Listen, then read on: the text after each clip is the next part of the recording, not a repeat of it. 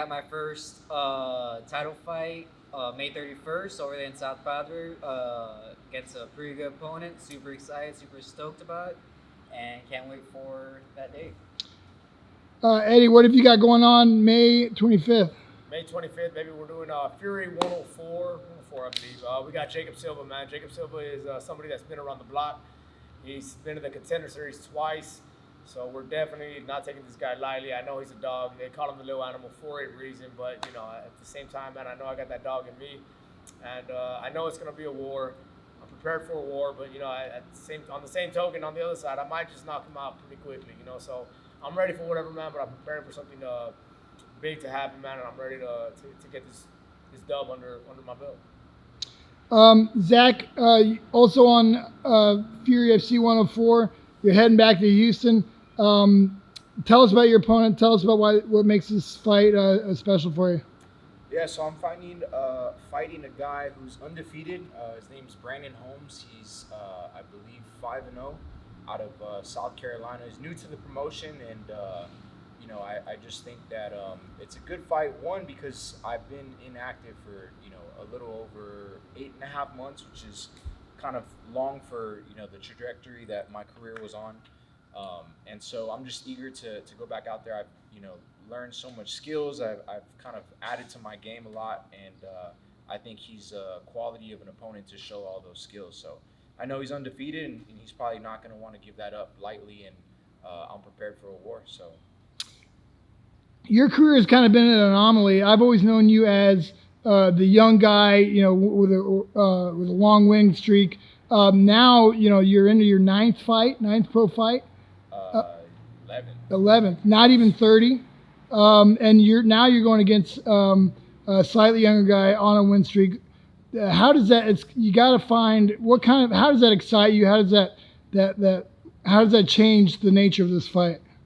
Yeah, I mean, you know, just kind of where my career is at. Like, it seems like every person that I'm fighting and have been fighting really for like the last 5 fights are trying to make a name for ourselves. They're in it for what I'm doing, you know. So it's something that, you know, now I really feel like a veteran of the game. I'm still not only, you know, 3 years and 2 months into my pro career, which is like from what I would call, you know, very young in the game still, but it just feels like it's all coming together. And you know, I've been doing this my whole life, and I know now that like the fight game is something that, you know, you can train for, but your mental's got to be there. And I feel like my mental has kind of just gained a lot within this past year. I've taken some losses against some high-level opponents, and you know, I've really learned from those mistakes, and I'm just kind of eager to show that. And so it really doesn't matter who's in front of me. You know, they could put this guy who's obviously trying to make a name for himself, being that I am who I am and who I've came from, the Contender Series and whatnot. But at the end of the day, I'm practicing and preparing for a UFC level opponent. So this guy signed the contract, and that's what it is. Yeah. So you know, first of all, I just want to say, you know, San Antonio is my home, and my gym, DKA and Unity.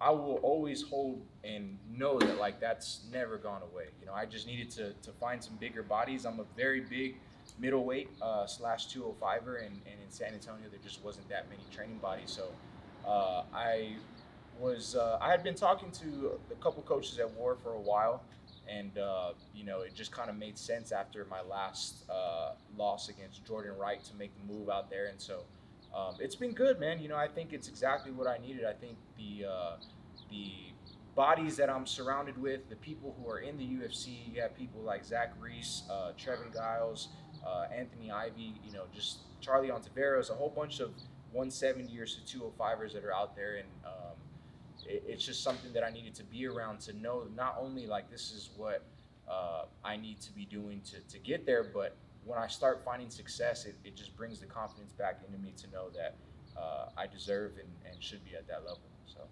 Mighty Mo, man, I just saw your opponent, Mr. Robert Maldonado, man. He's got some kind of chip on his shoulder. He's 2-0, the dude. He's a striker. He got that Mexican heart, but he's like, yo, man, for everybody underestimated me. I got something to do jiu-jitsu or whatever. So you're up against a tough dude. How's training been? Training's been great. I know this guy's gonna be tough. He's made out of steel, and I'm gonna be ready for it. I'm really excited for it, but I've been tailoring my game for how he fights and how what to expect from him. He comes in and he hits hard, but I know I could hit harder. I know I could take what he's got and give it back.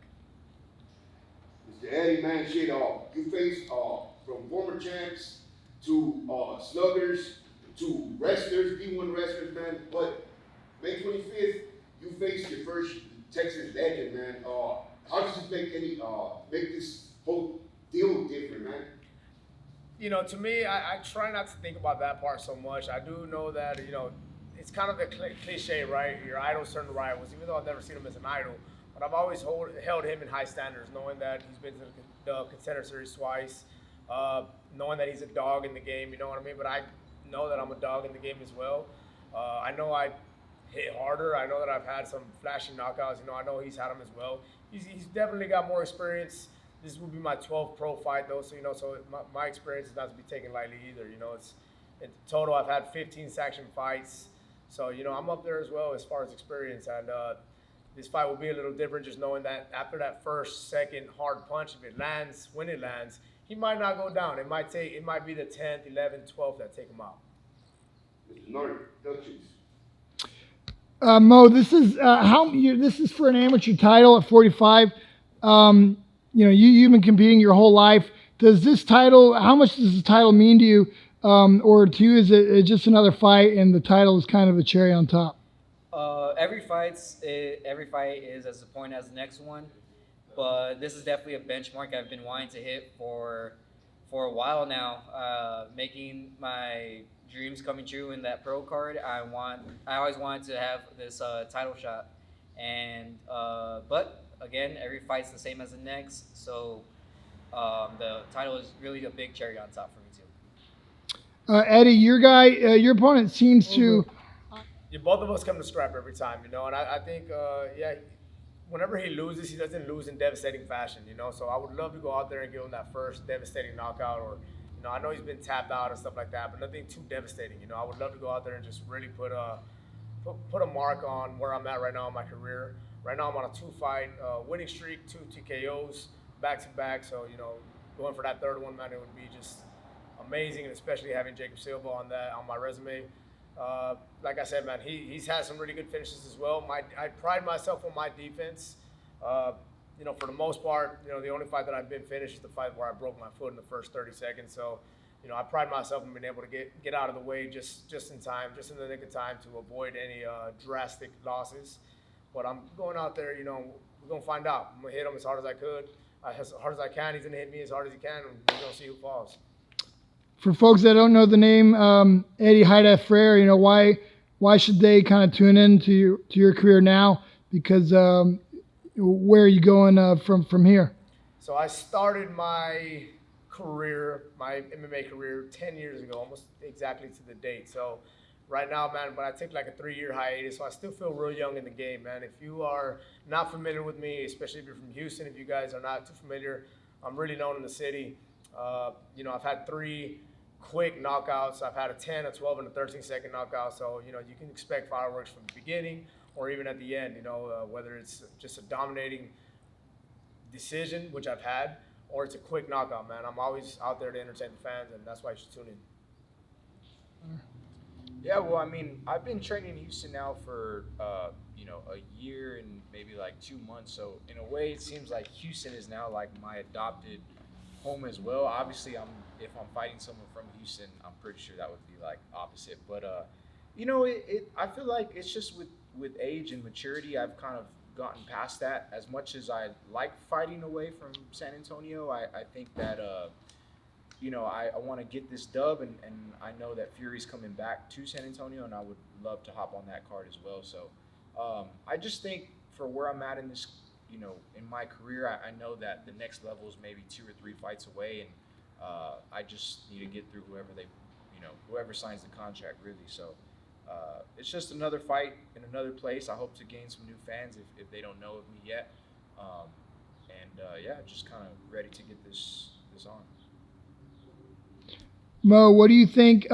What is it about your game, or or that you think your opponent will be most surprised by? Even though it's pretty known, I am a wrestler and I'm pretty much just a pretty good grappler. So even though it's well known, I think it can still take people by surprise. The feeling they get when they hit the ground. I get pretty heavy. I get pretty nasty, and I get pretty stubborn when I get on top. If you give me a chance, it doesn't go your way. You ready to be booed though? You ready to Yes, get the sir. shit, Enemy the bullshit territory. out of you and hostile territory? Respected it. You know that, right? Okay. Yes, sir. Beautiful. I know that evil team, man. Oh, they're loved over there, man. We're in a season right now of going into enemy territory. I think we're all pretty much going into it. So that's the season right now. I talked to the guys about that not long ago. I said, hey, for whatever reason, right now we're in a season where we're going into enemy territory. You know, it's almost like we're just invading somebody's land now, you know, and that's kind of what Team Unity is doing right now. So it's pretty cool. It's different, and it's literally like war.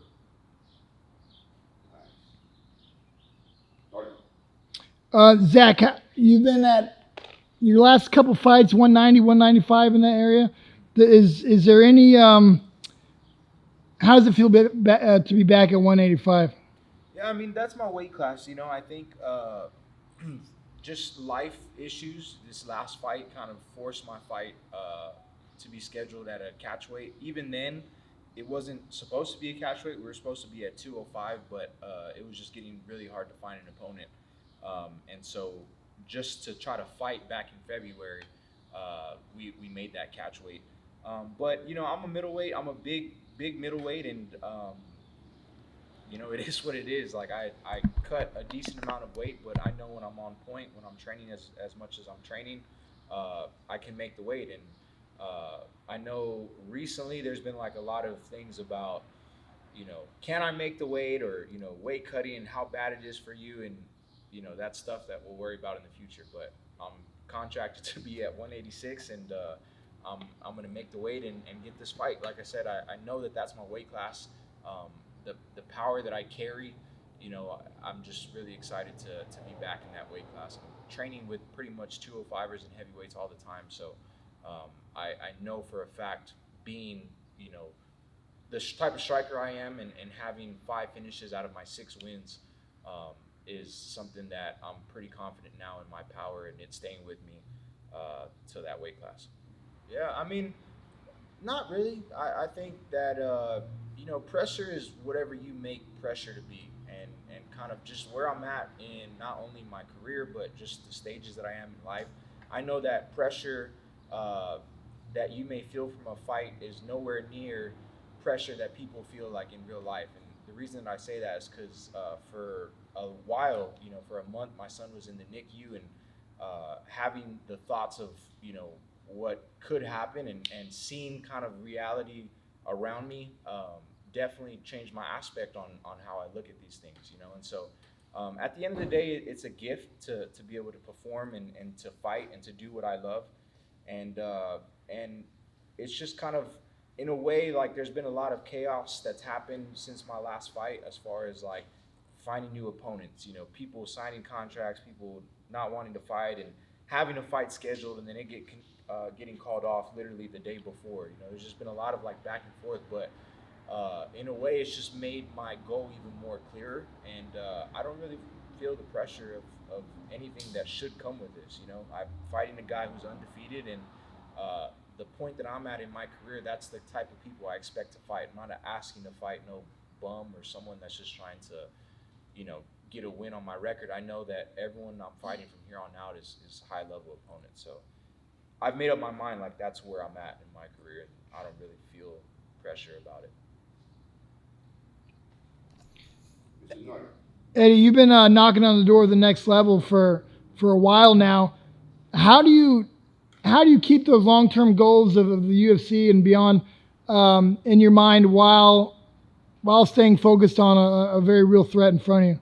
You know, I think one is mental part of the game is I don't think it's not talked about enough. I think everybody kind of knows that the fight game is mostly mental, you know. So for me, kind of like to Zach's point, you know, I've had scary moments with my kids to where I understand what real pressure is aside from this. I treat this as if it is just a sport, and I've always been in sports all my life. So for me, going out there and fighting a dog is like going out there and fighting a good basketball and playing against a good basketball team.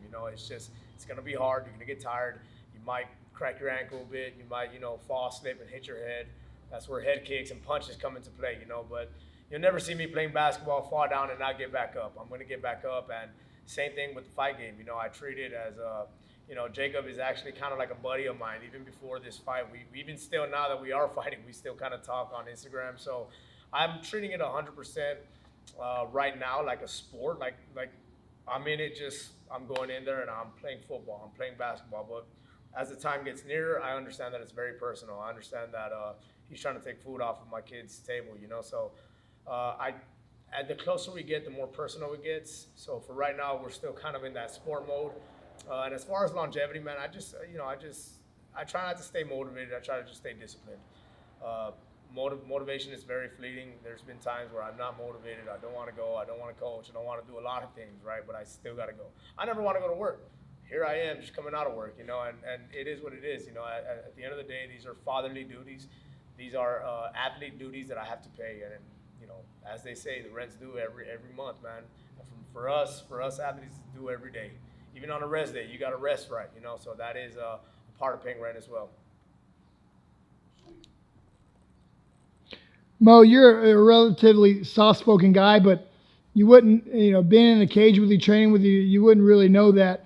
What kind of performance do you have to make on May 31st to let people know that just how much of a killer you are? Well, I try to communicate, not really through talking, but through my actions in that cage. It's really, it kind of, when you're in that cage, it really shows the kind of person you really are and the kind of person you really can be. So wherever you see in that cage is who that fighter is and who that competitor who can be brought out of that fighter. So any performance that I give is going to be giving it my all on that cage on May 31st. Nice. So you got tackle scrap that you did your dad thing in. Main evented that. Now you're going to TFL.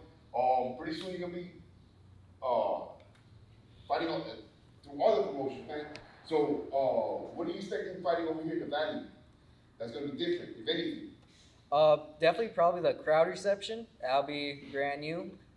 It'll be new, but really our only job there is to show up, fight who's in front, and leave. That's it. Nothing too ceremonial. Nothing too. PR is great, but the job is just to fight who's in front. That's why we're there. That's what we train for. Nothing else really matters after or before that fight. Oh. Guys, that pretty much wraps it up for us. Do you have any sponsors or anybody you want to thank? We do thank you for coming out and sharing your thoughts about your fights with us. For me, man, just any sponsors that have jumped on. You guys mean a lot to us. I'm sure that I can speak for all of us, man, when we say that a lot of times, it gets really rough and grimy out in fight camp. You got to take time off of work. So if I get a 30-hour work week instead of 40, right, and my paycheck's cut, man, all my sponsors that have helped me out with that financially, man, big thank you to you guys. So, guys, to wrap it up, we have Mo de Los Santos fighting TFL May 31st. Definitely tune into that. 145-pound title. We have Eddie Haida Fraire fighting in Houston on May 25th, Fury UFC 104. Also on that card, Fury legend at this point, Zack Dragon Borrego, looking to score another big knockout as he's done many times in the past. Also Fury UFC 104. I got Corn Husk, Suprema Corn Husk, a new sponsor of mine. So if you are into making tamales, hit them up. Best corn husks in the game. Of course, Rock's Discount. They are a big, staple here in San Antonio. Any supplement needs, go visit them. PlyoFit, my strength conditioning gym, has been with me since I was in high school playing, football. As well as Aqua Boxing Glove, which will be hitting the stores here pretty soon. So they're finalizing that. A good workout that you can kind of do by yourself. Use some resistance training with it. And anyone who's been with me in the past, Rich Mitchell is kind of a private sponsor that's been with me for a while, a former student. Very thankful for you guys and excited to represent you guys again here May 25th. All right, my turn for the sponsors. I want to say thank you for my sponsors. I got some new ones that are coming up. I have what was it? I got like Stellan Felons. Guy knows what he's doing. Really good guy. Kova Recycling. Another really good sponsorship. Thank you for this new opportunity. It really helps. And then we also have one by my own grandmother. She has her own little business and wanted to sponsor. She's out of Wreaths and More by Lenore. And then guy that got my good haircut and who's getting me looking right for this fight, Johnny Styles, out on Instagram and YouTube. Go ahead and check him out. And of course, a returning sponsor, we have Dino's Collision Repair. Really good guy, really knows what he's doing if you're ever in an automotive accident. And most of all, thank you, Leon at GNAR Corp, for the productions. Always making us look good, all of us. Thank you so much for that. Yes, shout out to you, Leon, and MMA is Life. Yes, sir. Let's go, baby. MMA's life. Brand new to the scene. Thank you, gentlemen.